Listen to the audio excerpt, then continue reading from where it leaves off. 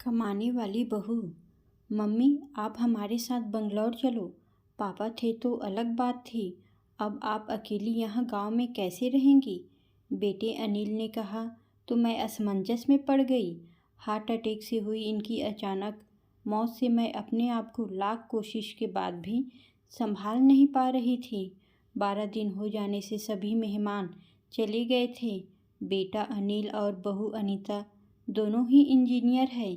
मेरी सहेलियों ने मुझसे कहा कि बेटे बहू के पास रहने नहीं जाना, क्योंकि कमाने वाली बहू को बुजुर्ग सास बिल्कुल अच्छी नहीं लगेंगी। उसकी आज़ादी में तुम्हारे जाने से खलल पड़ेगी। वो तुम्हें ताने मार मार कर तुम्हारा जीना हराम कर देंगी।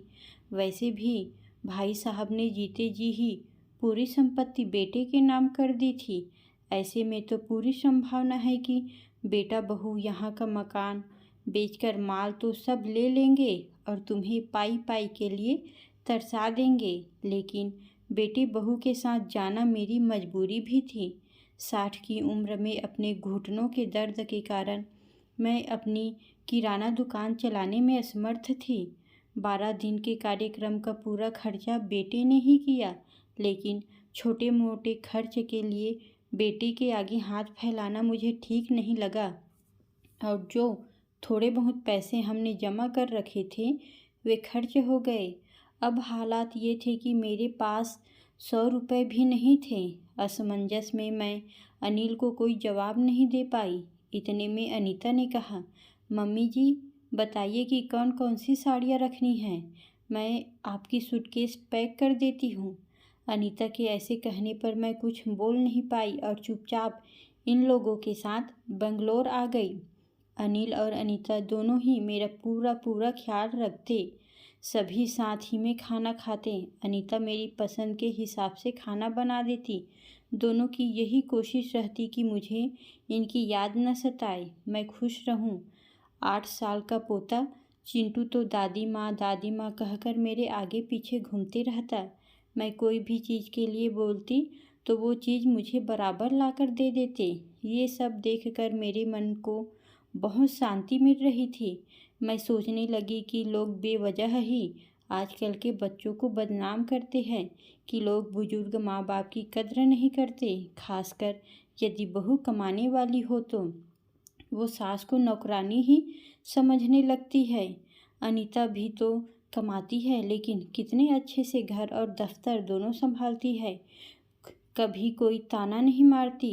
वो तो मुझे ही लगता है कि वो ऑफिस और घर दोनों जगह का काम कर थक जाती होगी, इसलिए मैं ही थोड़ा बहुत काम कर लेती हूँ। लेकिन बेटा बहू दोनों ने कभी भी मुझे किसी काम के लिए नहीं कहा। 1 महीना कैसे बीत गया पता ही नहीं चला। आज सबने बाहर घूमने का कार्यक्रम बनाया। मॉल में घूमते घूमते अनिल और अनीता एक दुकान से कुछ खरीदी करने लगे। मैं और चिंटू थोड़ा आगे निकल गए। आइसक्रीम की दुकान पर चिंटू ने कहा, दादी माँ मुझे आइसक्रीम खानी है। मेरे ऊपर तो मानो बिजली गिर गई, क्योंकि मेरे पास तो पैसे थे ही नहीं। इतने दिनों में पैसों की कोई ज़रूरत महसूस भी नहीं हुई थी। अब क्या करूं? मेरा उतरा हुआ चेहरा देखकर चिंटू ने फिर कहा, दादी माँ प्लीज़ ले दीजिए ना। सॉरी बेटा, मैं अपना पर्स घर में ही भूल गई। मेरे ऐसा कहने पर चिंटू ने मेरी तरफ कुछ अजीब नज़रों से देखा। उसे लगा कि आइसक्रीम न दिलाना पड़े, इसलिए मैं बहाना मार रही हूँ। लेकिन मैं कर भी क्या सकती थी? मुझे अपनी बेबसी पर रोना आने लगा। मैं कैसी दादी हूँ कि अपने पोते को आइसक्रीम भी नहीं दिला सकती। इनके जाने के बाद पहली बार मैं अपने आप को बहुत ही असहाय महसूस कर रही थी। हमने बाहर डिनर किया। अनीता ने मेरी पसंद की काजू करी ऑर्डर की थी, लेकिन मुझे उसमें भी स्वाद नहीं आ रहा था। घर आने पर थोड़ी देर सभी ने टीवी देखी। अनिल सोने चला गया और अनीता चिंटू के कमरे में गई ताकि मच्छर की टिकिया लगाकर उसे ब्लैंकेट आदि देकर सुला दे। मैं भी अपने कमरे में सोने जाने लगी। इतने में मुझे चिंटू की आवाज़ सुनाई दी, मम्मी दादी माँ बहुत ही कंजूस है, तू ऐसे कैसे बोल रहा है? हाँ मम्मी, आज मॉल में घूमते वक्त मैंने दादी माँ को आइसक्रीम दिलाने को कहा तो उन्होंने कहा कि वे अपना पर्स घर में ही भूल आई है। कितना अच्छा है ना मम्मी कि बाहर जाओ तो पर्स ही साथ में ना ले जाओ तो कुछ खर्चा ही नहीं होगा। कंजूस दादी माँ।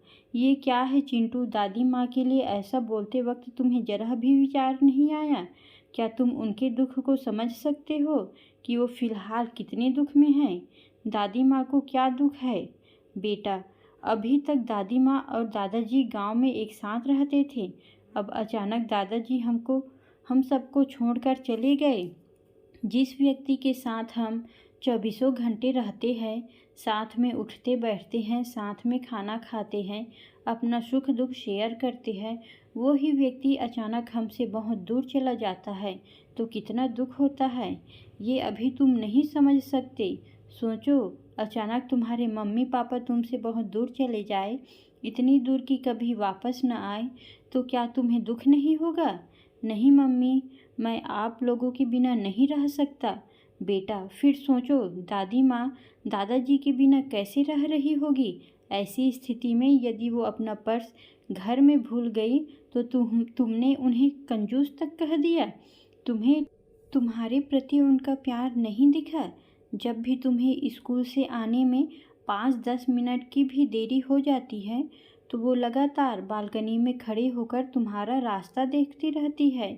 उस दिन उनके घुटनों में बहुत दर्द होने के बावजूद तुम्हारे कहने पर उन्होंने तुम्हारी मनपसंद मेथी मटर मलाई बनाई थी। इसलिए बेटा, किसी के लिए कोई भी राय बनाने से पहले उस व्यक्ति के दृष्टिकोण से भी सोचना चाहिए।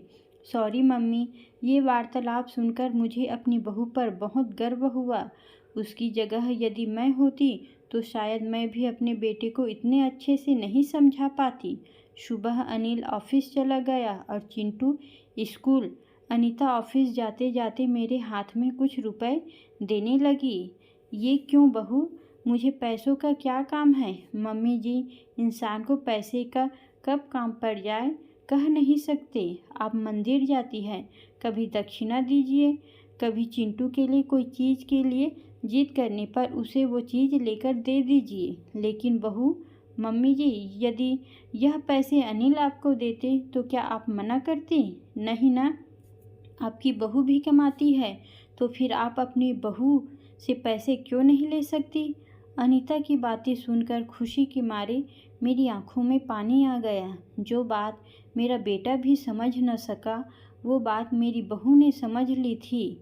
मैं ईश्वर से प्रार्थना करने लगी कि मेरी जैसी बहू सबको दे। लोग बेवजह ही कुछ कमाने वाली बहुओं के दुर्व्यवहार को देखकर सभी कमाने वाली बहुओं पर लांछन लगाते हैं कि वे तुनक मिजाज और घमंडी होती है, सास ससुर उनको बिल्कुल अच्छे नहीं लगते आदि।